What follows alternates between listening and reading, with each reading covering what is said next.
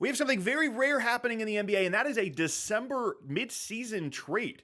OG Anunoby is headed to the New York Knicks in exchange for Immanuel Quickley, RJ Barrett, and a second-round pick. And for a ton of different reasons, this is an extremely interesting deal for both sides. New York clearly wants to get better. It's very clear that Toronto wants to break things down, potentially move into a new era of Toronto Raptors basketball. And this particular exchange of assets, given where each of these teams are, given their future plans, is very, very enlightening in terms of what the future looks like for both of these teams. Now, first things first for New York. I understand why they made the deal. I understand the concept of adding someone like OG Anunoby to the roster that they have. Jalen Brunson has been unbelievable this year. Julius Randle is a pretty good second option on a team, and they've figured out some stuff with their rotation with, Grimes, with Hartenstein in the front court. Dante DiVincenzo's been good. Josh Hart has been good. And it did feel like they had a few too many backcourt guys, and they needed to have like a true wing, a true perimeter guy that you can stick on some of the best perimeter players in the league on a night-to-night basis. And that guy is OG Anunoby. OG Anunoby is a very good player. He's going to help the Knicks. However, I'm a little bit confused about what exactly the Knicks are doing here, because OG is extremely valuable. He's going to sign for a massive contract, presumably with the Knicks. And guys like him that not only are 3-and-D players, but have a little bit more extra stuff offensively to them and are not just good at defending, but extremely good. One of the better perimeter defenders in the league. Those guys are valuable. But this trade package, draft compensation plus Quickley plus RJ Barrett, that's like the Donovan Mitchell trade package, like when they were potentially in talks to get Mitchell when he was still in Utah, or potentially this season if Cleveland moved on from him.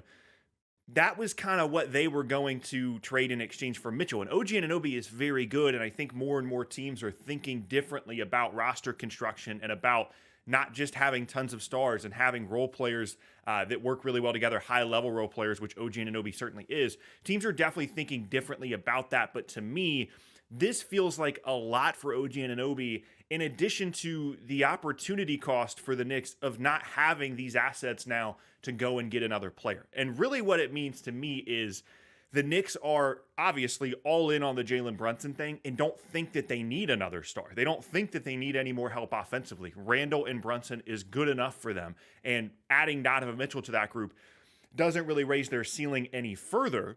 And someone like OG Anunoby could, because he is additive to the group. He's not redundant to the skill set of Brunson and Randle. Rather, he is someone that helps round out the team. And I can understand that mindset, but for some issues that we're going to talk about later in the video, I don't love the deal for New York. For Toronto, on the other hand, thank goodness. Good job, Masai Ujiri. They finally came to their senses and realized, one, OG Anunoby is a valuable trade piece and someone that they should look to trade. Not trying to get too much for him, but they should look to trade. And two, they're realizing that this year's team isn't going anywhere and it's time to move some things around and some stuff we're going to talk about later in the video as well. I think this will not be the last of the players that we see get traded from the Toronto Raptors this season, potentially even before the trade deadline. I love this deal for Toronto, not just because of the concept of breaking the team down and moving on from guys like Anunoby and potentially Siakam later in the year. That's something that I talked about just a handful of days ago, something that needed to happen in Toronto.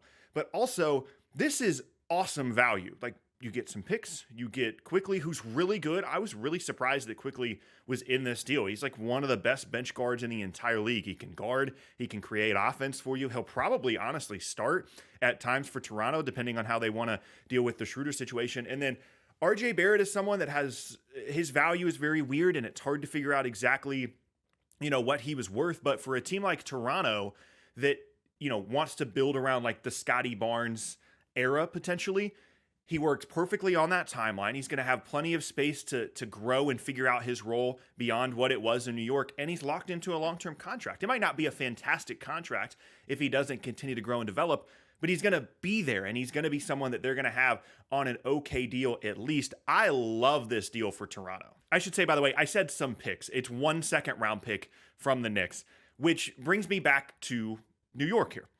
Because in theory, they still have a ton of assets to go out and get another star from a draft pick perspective, right? Like they still have multiple picks from other teams this season. They have their own picks moving forward into the future. So maybe they view this move as a stepping stone to continue to create an environment in which they can add another star alongside Brunson and now OG and then Randall, and they have all those picks. But the problem is, like, if they had kept one of Barrett or Quickley, I would have understood it a little bit more. But like most teams that are trading away a Donovan Mitchell or whatever, they're going to want like not just picks. They're going to want a player along with it. And to me, this feels restrictive in a couple of ways for New York. It takes away those future trade assets, even though they still have future draft picks. And also, OG's going to need an extension. It's part of the reason why Toronto traded him. He's a free agent this offseason, so you have to pay him, which limits your salary cap space when you also have Randall and Brunson and some other guys. So if they're going to continue to add, it has to be via trade, which means it has to be with those picks, and it will not be through cap space. I understand the concept of having OG Anunoby on the team.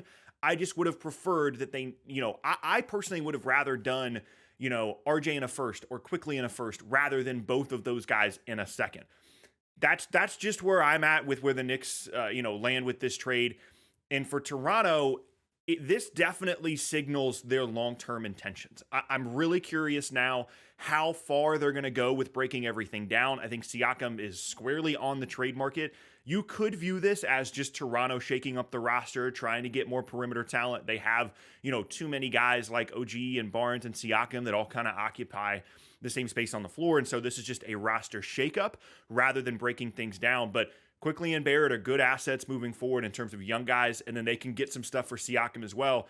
I'm just glad that Toronto finally made this decision. But moving forward for each of these teams, I'm really interested to see how Anunoby looks in New York, if his role maybe gets expanded a little bit more offensively, especially in units in which Randall or Brunson aren't on the floor. And then just continue to look and see if even at the deadline, maybe New York wants to use these picks to continue to add. It's clear that they feel like this Brunson group has the chance to potentially be, a top 4 team in the East, and they really want to try and capitalize on that. And again, as a player, OG Anunoby makes a ton of sense for them. I'm just curious how much it limits and restricts their future options. And now for Toronto, this is a huge move for them. I mean, they don't do this. They haven't done this. They lost Fred VanVleet in free agency because they chose not to trade him. That was a possibility for both Anunoby as well as Siakam this offseason, and it's clear that they wanted to make sure that didn't happen. And I find it hard to believe that in an immediate sense, Toronto is going to be a better team now in the wake of this trade, even though I like both Barrett and Quickley. And so if they start to lose more games, they're playing tonight, by the way, as well. So that's always a weird factor. They're playing in Detroit tonight to hopefully not lose the losing streak that Detroit has going. And I find it hard to believe that they're going to not be worse in the immediate aftermath of this, which makes me think that a Siakam trade could potentially be in the works here for Toronto as well. This is a super interesting deal. This doesn't happen. Like, if we have trades in the NBA leading up to the deadline, it's typically the last week or, second to last week in January, or right up leading to the trade deadline. Like, random December trades don't really happen that often in the NBA. And I'm super, super excited to see how both of these teams, move forward after this deal.